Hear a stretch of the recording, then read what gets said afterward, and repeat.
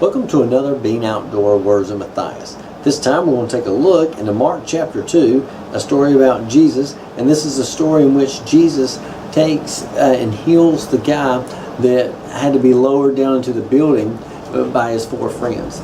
The Bible says this, "And again he entered into Capernaum, and after some days, and it was noised that he was in the house, and straightway many were gathered together, insomuch that there was no room to receive them, no, not so much as about the door. And he preached the word unto them.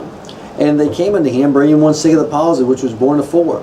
And when they could not come nigh unto him for the press, they uncovered the door, the roof where he was, and when they had broken it up, they let down the bed wherein the sick of the palsy lay. When Jesus saw their faith, he said unto the sick of the palsy, Son, thy sins be forgiven. But there were certain of the scribes sitting there, and reasoning in their hearts, Why doth this man thus speak blasphemies? Who can forgive sins but God only? And immediately when Jesus perceived in the spirit that they so reasoned within themselves, he said to them, Why reason ye these things in your heart? Whether it is easier to say to the sick of the palsy, Thy sins be forgiven thee, or to say, Arise and take up thy bed and walk. But that ye may know that the Son of Man hath power on earth to forgive sins. He said to the sick of the palsy, I say unto thee, Arise and take up thy bed, and go thy way into thine house. And immediately he arose, and took up the bed, and went forth before them all, insomuch that they were all amazed and glorified God, saying, We never saw it on this fashion. As he went forth again by the seaside, and all the multitude resorted unto him, and he taught them. Now let me tell you what's happening here. So Jesus is traveling through town. Everybody's trying to get to him. There's a man that's sick with a palsy. He can't walk, and he's crippled up, and he can't make it to Jesus. And so he has 4 friends that can come and help him to get to Jesus. The problem is Jesus is too busy and has too many people around him. So Jesus is in the house. They try to get in the house camp, and they go on top of the roof, tear the roof back, and lower this guy down in front of Jesus. And the first point I want to make is that those guys did not take no for an answer. Those guys were determined to meet their goal. Their goal was to get their friend to Jesus, and that's what they did. And then you and I must always remember that a man is not measured by how many times he fails, but by how many times he gets back up. Even though these guys heard the word, so to speak, no, when they couldn't get to Jesus with the crowd, no, you can't enter into the house, they went on top of the roof and found a way to make things happen. And that is the thing with us in life, that we have to do whatever it takes to make things happen and not be willing to give up and quit and to keep pressing on. The second thing I want to point out to you is that it says that when Jesus saw their faith, he said to the sick of the palsy, Son, thy sins be forgiven. Jesus looked at those guys. Now, he knew they were there because he was Jesus, he's God's son. But when he looked up and saw the roof start to tear, no doubt Jesus probably went, these guys have true faith. They were willing to do anything because they knew Jesus could heal their buddy. They had faith that he could do it because they wouldn't take no for an answer to get to him. And Jesus looked up and saw the roof, and when he saw that, you know what the Bible's telling us? Is Jesus said, I'm going to heal this guy because these guys have faith. But he looked up, and when he saw that roof, their faith was demonstrated by their actions.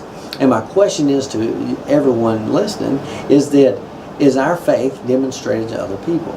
If Jesus was to look at us, or our neighbors, our peers, our colleagues at work, our family, our kids, look at us, do they see our faith? Okay? Now some of us may not claim to be Christians, and that's one thing there, but if you do claim to be a Christian, you do claim to be a follower of Jesus, and try to live your life as a Christian should, then others should be able to look at you and see your faith. Jesus saw these guys' faith because they were willing to break the roof up. Do others see our faith by the way we act? Are we disrespectful? Are we mean? Do we cuss? Do we argue? Do we fight? What do people see when they see our actions and the way we live? Do they see someone who is a Christian, or do they see someone who could care less about pleasing the Lord? Ask yourself, when other people look, what did they see? Jesus looked and he saw their faith. And let's keep going down. Jesus said, Thy sins be forgiven. And the scribes reasoned in their hearts, saying, This man speaks blasphemy. They were just fault finders. They were looking for problems, and they were just looking a way to always get Jesus. They had bad attitudes. They were religious people, but they had bad attitudes. And you know what? A bad attitude can ruin your happiness. A bad attitude can ruin your perspective about everything and really make you an unhappy person inside, but make you also the type of person where not many people want to even be around you. Okay? Think about this. If you don't deal with that, it gets worse. I'll give you a good example. When I was growing up, I had a model rocket. It's those rockets that shoot way up in the air and the cone pops off and it parachutes back to the ground. When I was a kid, I was roughly, it was around Christmas time, very cold, very dry outside, and I shot off this rocket. When I shot it off, the parachute came out and the wind blew the rocket. And as it did, I bird dogged it and chased it down. And it just kept blowing and blowing and blowing, and I'm chasing this rocket. Little did I know that when my rocket shut off, it made a little circle, probably about this size, okay, just about that big, of fire burning beside it. And my dad was standing there with my mother and my aunt and uncle. And as they were sitting there, my aunt or my mother said, "Stomp that fire out." And my uncle said, "I don't want to mess up my good shoes." And around that time, a gust of wind came, and that proceeded to burn our whole backyard. And we had a truck and a barn sitting there. Luckily, those didn't catch on fire. And this huge fire that was in our backyard, to the extent that people going down the road saw it and would stop and try to help us put it out. All that happened because we didn't deal with that little bit of fire. And that's the same way a bad attitude can get, to where if you don't deal with it, it gets worse and worse and worse.